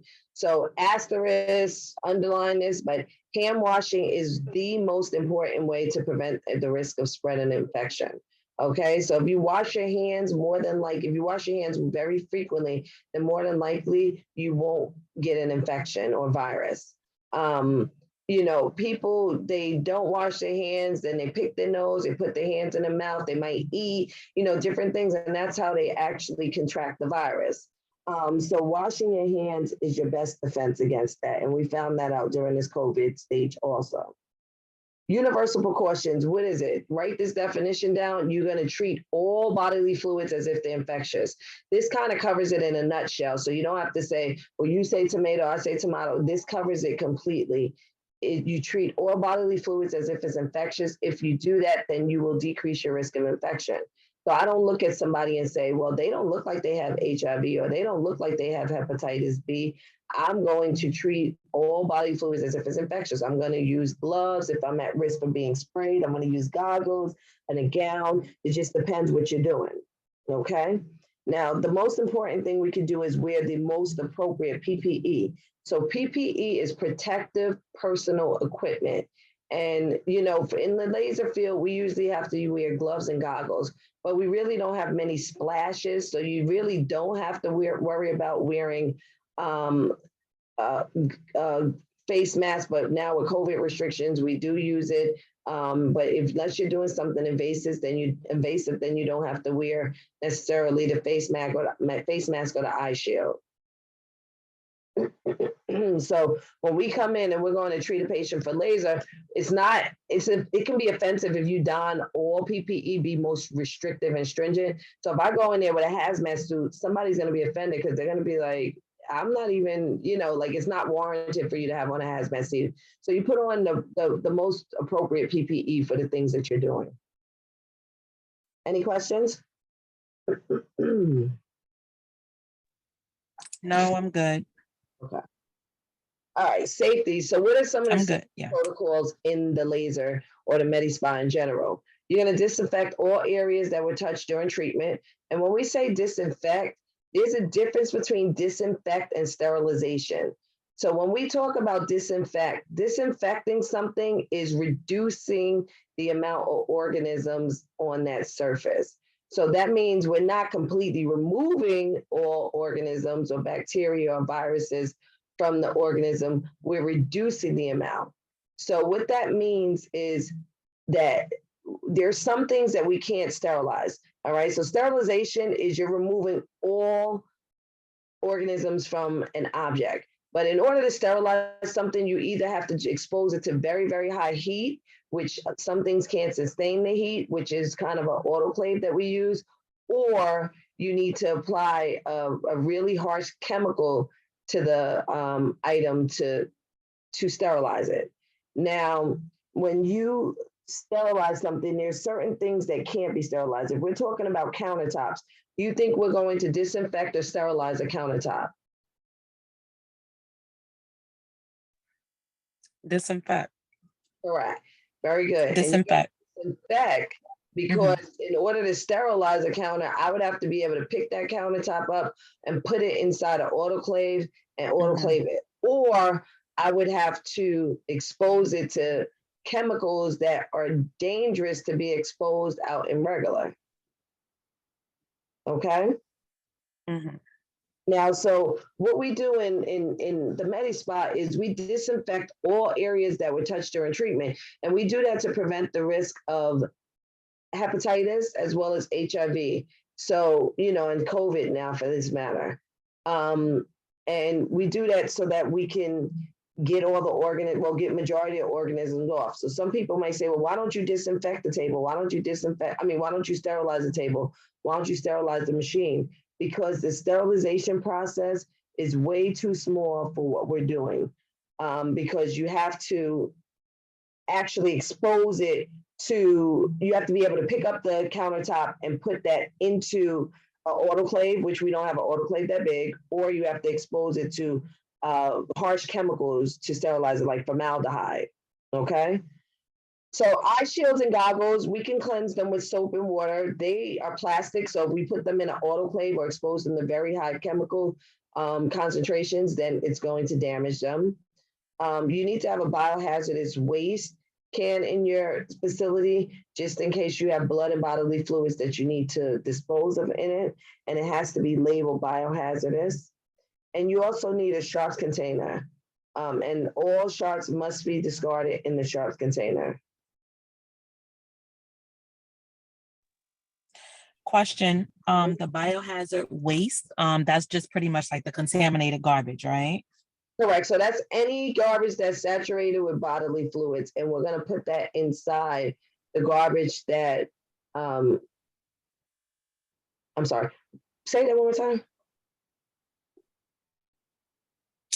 No, I think you were answering it already. Pretty much anything that's contaminated, like the contaminated garbage. So it has to be labeled or in Correct. something red, disposed in something red, either or, right? Yeah, anything. Is it either or? No. It has to be labeled biohazardous. So usually your red bags are labeled biohazardous so that they know. And then you have a specific company that has to pick that up. We can't put that in our regular garbage. And anything saturated with blood or bodily fluids needs to be put into that red bag. Okay. Then we have a sharps container. So once we're done. Mhm. So when we're done with so all laser treatments, that's how we dispose the garbage? No. Usually with laser treatments, you don't need it because we Oh, don't have oh, any blood or bodily fluids. This is just in general safety in a med spa in general. So, like okay. I do procedures where I do Yeah. PRP. So blood is exposed and I may have a gauze that's saturated with blood, or when I'm doing an IV infusion, if we have a little blood spill, I clean it up with, whatever. I need to put that in a biohazardous bag because we can't put that in a regular garbage because it Hmm. needs to be disposed of differently than regular garbage. So for a laser, we don't really use anything because Okay. we're not burning people where they're starting to bleed. If we are, then we shouldn't be in business. But we use that if you say you do Got you. microneedling and you have a Well, lot. with the permanent makeup, we have to do that as well. Correct. So it's only when you have things that are exposed to blood or bodily fluids is saturated. And if it's a little bit, you don't have to put in a biohazard. And I have to tell my staff that all the time because we have to pay to dispose of it separately, in a different way. So we don't want to put regular garbage. Now, I just have a question. With that. So it's a company that you get to come and pick up the biohazard waste. They pick up the shops containers as well. Like, is it like monthly? Yeah. Well, you depend on your cadence. So you depend on how often your sharps containers full Okay. of biohazardous waste bags need to be disposed of. Yeah, and so that moves us down to sharps containers. So all Okay. sharps must be discarded in a sharps container.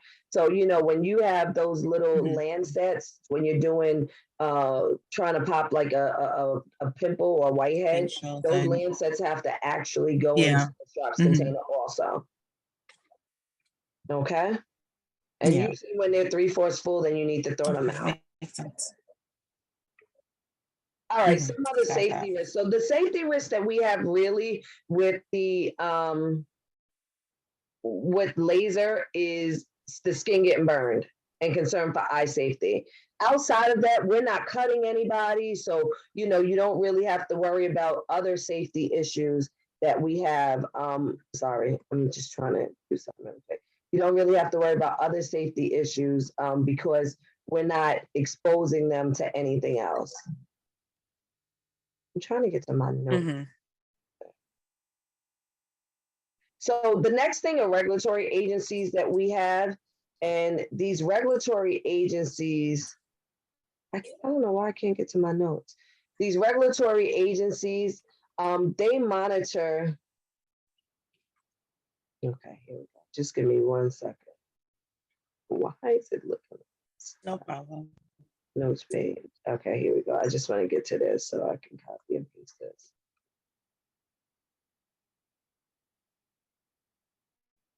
Oh, come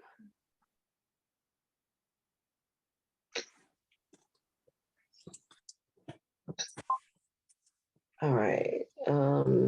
Take me back to my normal.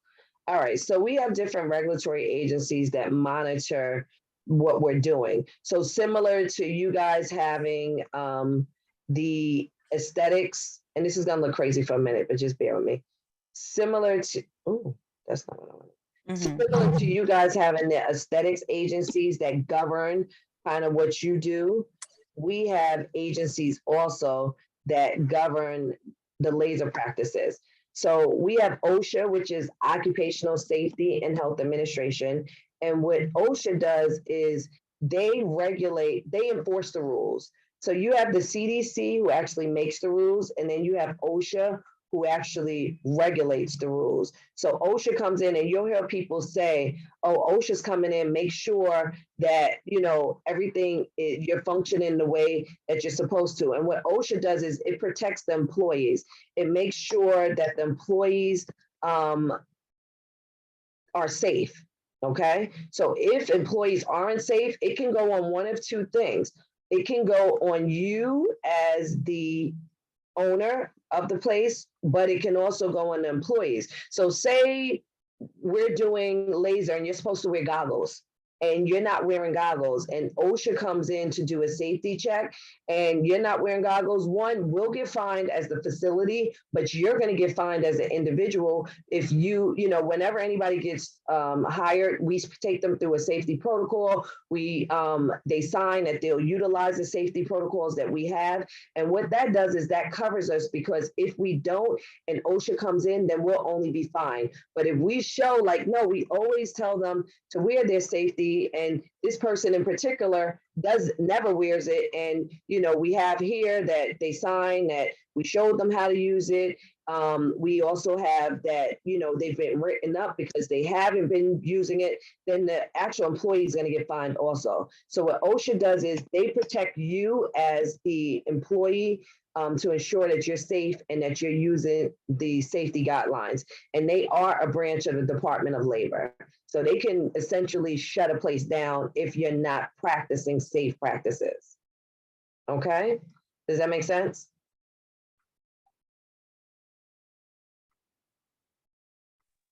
Yes. Okay. All right. Then we have ANSI. So I'm putting this here because it's probably easier if I do it this way. But ANSI, they're not a government agency. They're a non-for-profit organization, and they have voluntary representatives that form these companies and professional associations that set standards that are adopted by the government. So similar to your aesthetic professional organizations, and they come together to make sure that anybody off the street can't become an esthetician.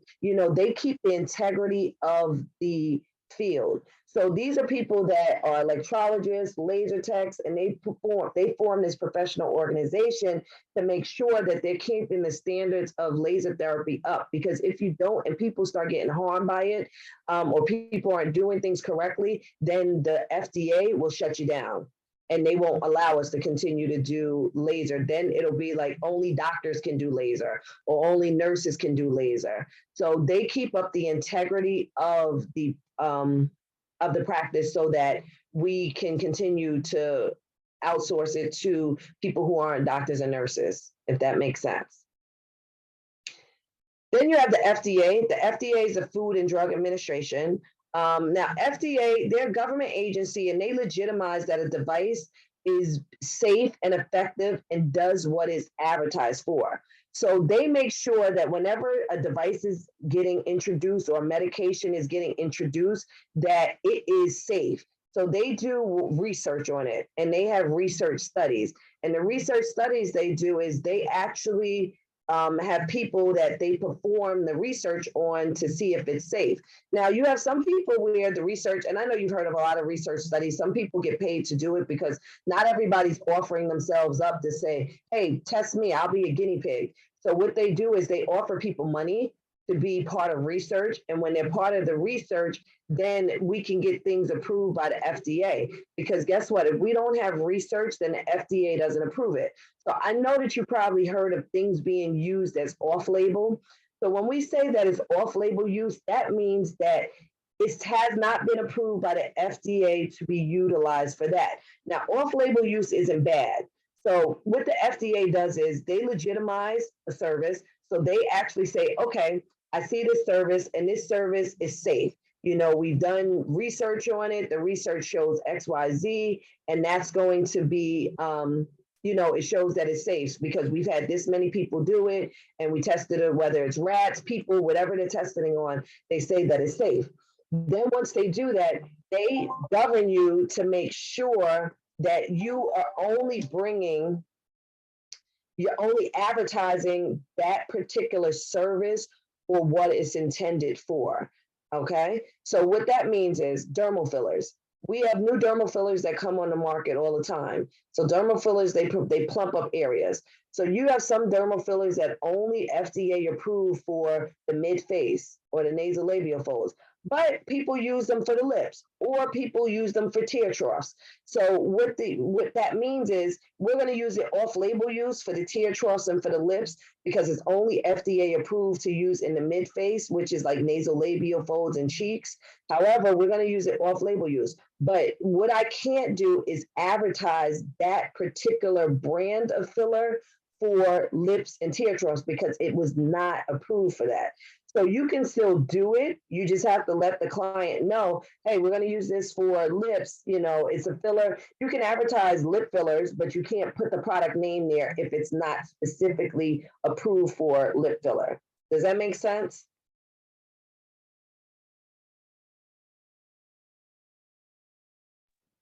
Yes, makes sense. Okay. So now we use a lot of off-label. Makes sense. Yeah. Okay. So we use a lot of off-label use in kids. So pediatricians do it all the time.